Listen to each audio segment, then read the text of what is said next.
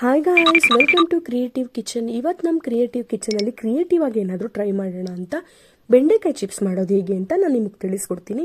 ನೋಡಿ, ಬೆಂಡೆಕಾಯಿನ ಈ ಥರ ಉದ್ದುದ್ದು ಕಟ್ ಮಾಡ್ಕೊಳ್ಳಿ. ಬೆಂಡೆಕಾಯಿ ಸಾಮಾನ್ಯವಾಗಿ ಯಾರು ತಿನ್ನೋದಕ್ಕೆ ಇಷ್ಟಪಡಲ್ಲ, ಅದರಲ್ಲಿರೋ ಅಂಟಂಶ ಅಂತ.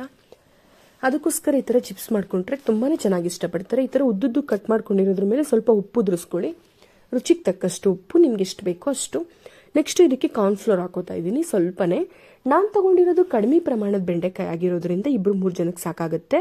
ಅದಕ್ಕೆ ತಕ್ಕಾಗಿ ಪದಾರ್ಥಗಳನ್ನ ಹಾಕೋತಾ ಇದ್ದೀನಿ. ನೀವೇನಾದರೂ ಜಾಸ್ತಿ ತಗೊಂಡ್ರೆ ಸ್ವಲ್ಪ 1 ಸ್ಪೂನ್ ಜಾಗಕ್ಕೆ 2 ಸ್ಪೂನು 3 ಸ್ಪೂನ್ ಆ ಥರ ನಿಮಗೆ ತಕ್ಕಾಗೆ ತಗೊಳ್ಳಿ. ಇದು ಹೋಮ್ ಮೇಡ್ ಅಚ್ಕಾರದ ಪುಡಿ. ನೀವೇನಾದರೂ ಅಂಗಡಿಯಿಂದ ತಂದಿರೋದಾದರೂ ಪರವಾಗಿಲ್ಲ. ತುಂಬಾ ಸ್ಪೈಸಾಗಿ ತುಂಬಾ ಚೆನ್ನಾಗಿರುತ್ತೆ. ನೋಡಿ, ಇದು 1 ಟೇಬಲ್ ಸ್ಪೂನು ಕಡಲೆ ಹಿಟ್ಟು ಹಾಕೋತಾ ಇದ್ದೀನಿ. ಗ್ರಾಮ್ ಫ್ಲೋರ್ ಬರುತ್ತಲ್ವ ಅದು.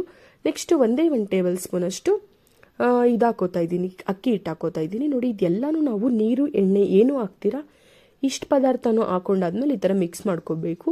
ಈ ಥರ ಮಿಕ್ಸ್ ಮಾಡ್ಕೊಂಡಾದ್ಮೇಲೆ ಅದಕ್ಕೆ ಅದು ಅಂಟಂಶ ಇರುತ್ತಲ್ವ, ಅದು ಯಾವುದು ಹೊರಗಡೆ ಬರ್ದಿರಾ ಪ್ರತಿಯೊಂದು ಈ ಥರ ಪದಾರ್ಥ ಅದಕ್ಕೆ ಸೆಟ್ ಆಗುತ್ತೆ. ಈ ಪೌಡರ್ಸ್ ಎಲ್ಲ, ಈ ಫ್ಲೋರ್ಸ್ ಎಲ್ಲ ಅದಕ್ಕೆ ಸೆಟ್ ಆದಮೇಲೆ ನಾವು ಇದನ್ನ ಫ್ರೈ ಮಾಡ್ಕೊಳ್ಳೋದಕ್ಕೆ ಇದು ರೆಡಿಯಾಗಿದೆ ಅಂತ ಅರ್ಥ. ಪರವಾಗಿಲ್ಲ, ಮಿಕ್ಕಿರೋ ಫ್ಲೋರಲ್ಲಿ ಉಳ್ಕೊಂಡ್ರೂ ಪರವಾಗಿಲ್ಲ, ಏನು ಅಡ್ಡಿ ಇಲ್ಲ, ಅದೇನು ಪ್ರಾಬ್ಲಮ್ ಆಗಲ್ಲ. ಬಟ್ ಇಷ್ಟೇ ಪದಾರ್ಥ ಅಂಟ್ಕೊಂಡು ಅದಕ್ಕೆ ತುಂಬಾ ಚೆನ್ನಾಗಿ ಬರುತ್ತೆ.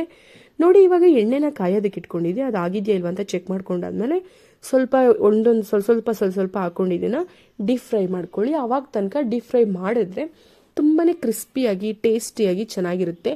ಈವ್ನಿಂಗ್ ಸ್ನ್ಯಾಕ್ಸ್ ಟೈಮಲ್ಲಿ ಮಕ್ಕಳಿಗೆಲ್ಲ ಮಾಡಿಕೊಟ್ರೆ ತುಂಬಾ ಇಷ್ಟಪಟ್ಟು ತಿಂತಾರೆ.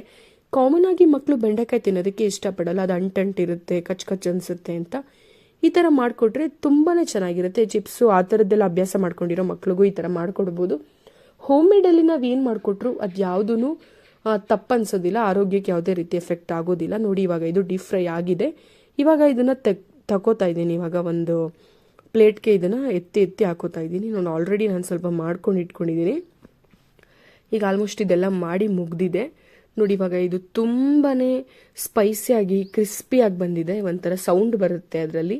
ನೋಡಿ, ಇವಾಗ ಇದು ರೆಡಿಯಾಗಿದೆ. ನಾನು ಸರ್ವ್ ಮಾಡ್ಕೊತಾ ಇದ್ದೀನಿ. ತಗೊಂಡು ನೋಡಿ, ಇವಾಗ ನಿಮಗೆ ತೋರಿಸ್ತೀನಿ. ನೋಡಿ ಯಾವ ಥರ ಅದು ಬ್ರೇಕ್ ಆಗ್ತಾ ಇದೆ ಅಂತ. ಇವಾಗ ಇದು ರೆಡಿ ಇದೆ ತಿನ್ನೋದಕ್ಕೆ. ನೀವು ಮಾಡಿ ಮನೆಯಲ್ಲಿ ಟ್ರೈ ಮಾಡಿ, ಹೇಗಿದೆ ಅಂತ ಕಮೆಂಟ್ ಮಾಡಿ.